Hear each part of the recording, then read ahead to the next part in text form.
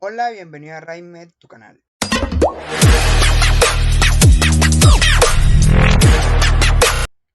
En el video de hoy vamos a hablar sobre la migraña. Esta es un tipo de cefalea primaria, es decir, que no hay una causa orgánica que explique el por qué se desarrolla, a diferencia de una cefalea secundaria, que podría ser, por ejemplo, cuando un paciente tiene una neoplasia o alguna lesión a nivel del sistema nervioso central que genera la cefalea. Lo importante en la migraña es que es la segunda causa de discapacidad a nivel mundial. Además de esto, afecta principalmente a mujeres, sobre todo después de la adolescencia, y tiene una marcada relación familiar, es decir, hay un componente genético bastante fuerte que explica que si un papá o una mamá sufre de migraña, es muy probable que los hijos también terminen sufriendo esta patología. El por qué se desarrolla la migraña como tal no se tiene del todo claro. Sin embargo, hay una teoría llamada la teoría neurovascular, que es quizás la más aceptada y a través de la cual podemos desarrollar cada una de las fases de la migraña que pues ya tenemos bien estipuladas.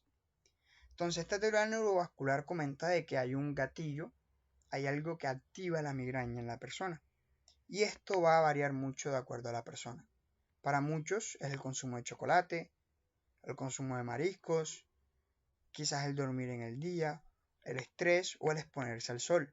Es decir, el gatillo va a depender de cada paciente.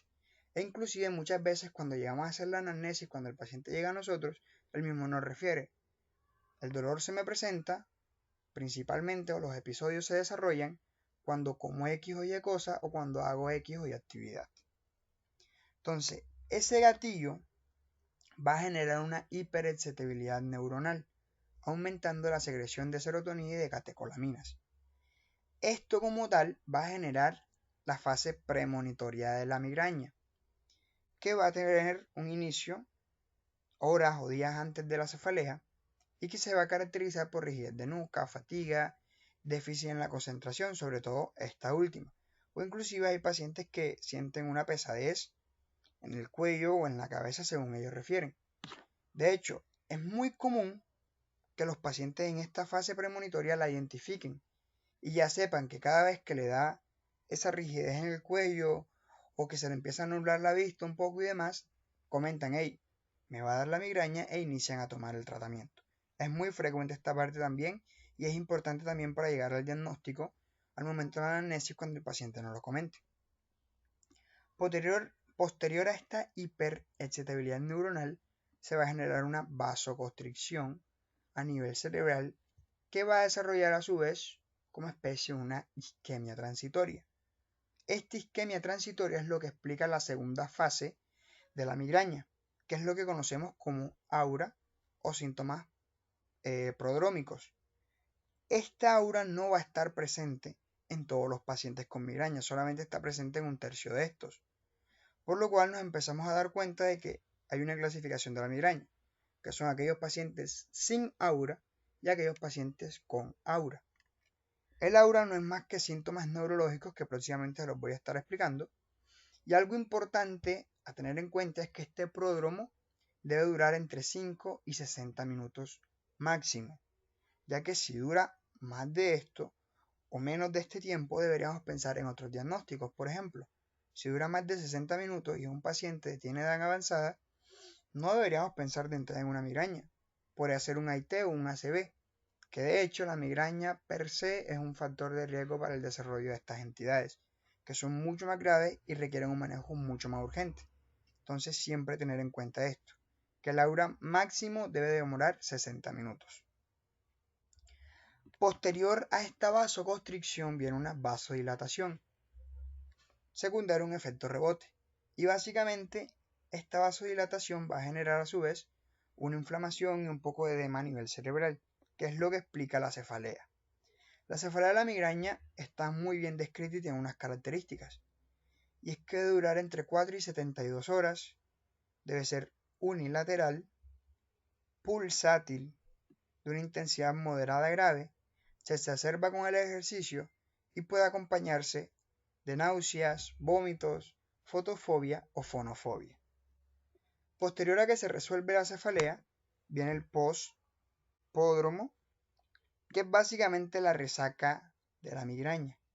Es cuando esa persona queda aturdida luego de que la cefalea ya se soluciona y se va a caracterizar por fatiga, somnolencia y algo de debilidad. Algo a tener en cuenta es que esta resaca de la migraña, su tiempo por el cual va a perdurar va a depender de qué tanto perdura la migraña. Es decir, entre más dure la cefalea, más va a durar esa resaca de la migraña. Ahora hablemos un poco sobre la migraña con aura, que es cuando se presentan aquellos síntomas neurológicos. Podemos clasificarlos en dos. Es una migraña con aura con manifestaciones típicas y es una migraña con aura con manifestaciones atípicas. Dentro de las típicas, las más comunes y las que van a estar en la mayoría de los pacientes va a ser las visuales, aproximadamente en un 90% de los pacientes. Vamos a tener fotopsias, escotomas y espectros de fortificación que el paciente va a referir casi siempre por lo menos 60 minutos antes de la cefalea o puedan que inicien como tal con la cefalea. Y aquí los observamos. El paciente lo puede referir como que observa lucecitas, por ejemplo, haciendo referencia a las fotopsias, o que pierde parte de su visión, que aparecen parches negros haciendo referencia a los escotomas. Los espectros de fortificación son como un escotoma mucho más grande, regularmente centrales, que a su vez tienen un halo de espectro, que pues es lo que le da su nombre. Ahora, siguiendo en frecuencia vienen las auras sensitivas. Estas van a estar en el 60% de los pacientes y básicamente se van a presentar con parestesias unilaterales, sobre todo en miembros superiores y en el rostro. Y el paciente lo va a referir básicamente como si siente hormigueo, un adormecimiento o como si le estuvieran pinchando el área afectada. Y por último tenemos las difásicas, que es el más raro de todas las atípicas, y es cuando el paciente tiene un problema al momento de hablar, es decir, hay una imposibilidad de responder verbalmente.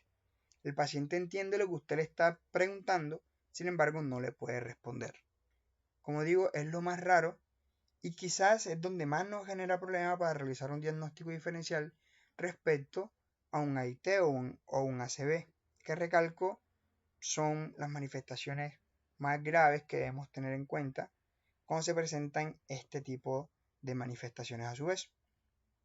Ahora, cabe recalcar de que los pacientes no solamente van a tener síntomas visuales netamente, sino que pueden tener una combinación de estos. Pueden tener, si bien la migraña con todas las características de la cefalea, más alteraciones visuales como sensitivas, es decir, puede haber una combinación de las mismas. Por último tenemos las migrañas con aura atípica, que son mucho menos frecuentes. De entrada tenemos a la migraña hemipléjica familiar. Se llama familiar porque hay un componente genético de base que predispone al desarrollo de esta misma. Y básicamente se va a caracterizar por paresias motoras. Es decir, el paciente va a tener la cefalea y pueda que pierda la fuerza para movilizar, por ejemplo, un brazo. Vamos a tener también la migraña del tronco encefálico, también conocida como migraña basilar, en donde va a debutar con una cefalea de carácter occipital, diplopía y sobre todo vértigo por el área en el cual se encuentra, que es el del tronco encefálico. Y también tenemos una migraña que es la migraña abdominal, mucho más difícil de diagnosticar, también mucho más errada y que se presenta sobre todo en niños. Es aquellos niños que quizás te generan un aura, te generan alteraciones visuales sensitivas y que después de eso te generan un dolor abdominal, es decir, como tal no hay una cefalea. De hecho, es el tipo de migraña que está pues menos estudiada o de la cual menos conocemos. Entonces, teniendo en cuenta esto, el diagnóstico de la migraña básicamente se va a realizar a través de la anamnesis del examen físico. La anamnesis para identificar cuál es ese gatillo, cómo suceden los pródromos, las características de la cefalea y demás. Y el examen físico, sobre todo, es para realizar un diagnóstico diferencial. Diferenciar de quizás un componente mucho más severo, de un ACV, de un compromiso, o que el paciente tenga reflexia u otra sintomatología que nos descarte o nos aleje un poco del diagnóstico de la migraña. Ahora, existen unos criterios bien establecidos para el diagnóstico de la migraña, tanto sin aura como con aura, y aquí los observamos. Los criterios para migraña sin aura son Primero, tener al menos 5 crisis que cumplan con los criterios B y D, que ya los vamos a estar viendo. El criterio B es que la duración debe ser de 4 a 72 horas. El criterio C es que las características de la cefalea deben ser unilateral, pulsátil, intensidad moderada severa y que aumenta con el ejercicio. Ahora se preguntarán ustedes, ¿simplemente se tiene en cuenta el criterio A y B porque es lo que comentan? No, sino que es quizás lo que más se presenta y lo que más se tiene estudiado. Porque, por ejemplo, la intensidad del dolor puede variar de una persona a otra. Hay personas que tienen una sensibilidad, una resistencia al dolor mucho más alta que otras personas, entonces por eso puede variar este punto y no es que no se tenga en cuenta, sino que tiene un menor grado de sensibilidad. Sin embargo, siempre debemos buscar las características de la migraña, que es unilateral, pulsátil, etcétera, etcétera. Y el punto D es que al menos debe acompañarse con uno de los siguientes, sea por náusea, vómitos, fotofobia o sonofobia. Y el punto E es que no hay evidencia que apoye otro diagnóstico, es decir, hasta cierto punto la migraña es un diagnóstico de exclusión. Debemos excluir quizás aquellas patologías que sean de un contexto más agudo y ya cuando tengamos unas características fijas de migraña realizar el diagnóstico de las mismas. Ahora la migraña con aura, si con aura vamos a tener también unos criterios. El criterio A es que debemos al menos tener 2 crisis que cumplan con los criterios B y D. El criterio B es que debemos tener un aura consistente en al menos uno de los siguientes síntomas sin debilidad.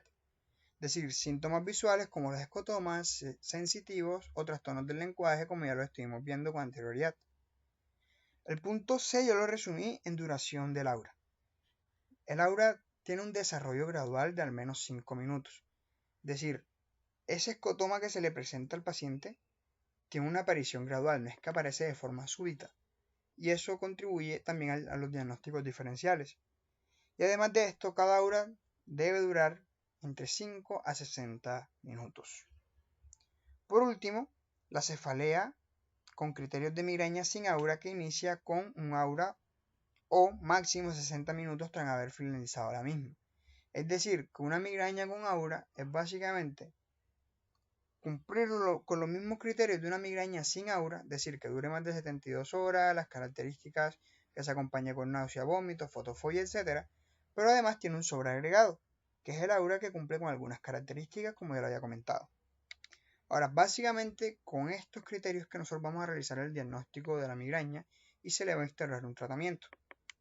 Ahora, siempre hay la duda, cuando llega un paciente al servicio de urgencias, si se le deben realizar imágenes o no.